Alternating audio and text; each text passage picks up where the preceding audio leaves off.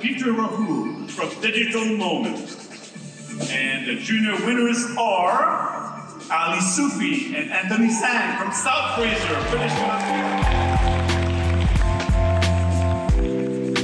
So we've attended the Canada-wide Science Fair in years before, but this is the first time the Digital Moment is sponsoring 3 awards for youth in the junior, intermediate, and senior levels, so between the grades 8 to 12. So we're giving out cash prizes as well as certificates.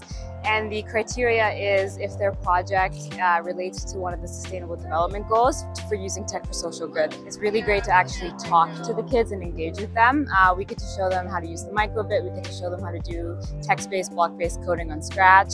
And it's been really rewarding and really fun just seeing kids really engage with the projects.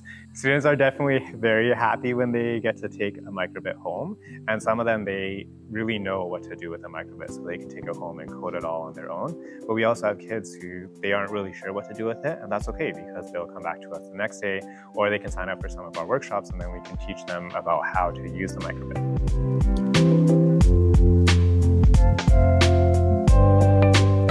Alors, ils sont nerveux au début. Durant la semaine, ils s'épanouissent comme des fleurs au soleil. Ils sont beaucoup plus extravertis. C'est merveilleux de les voir.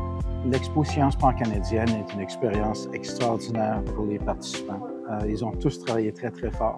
They are so passionate about it, and it's so gratifying to hear.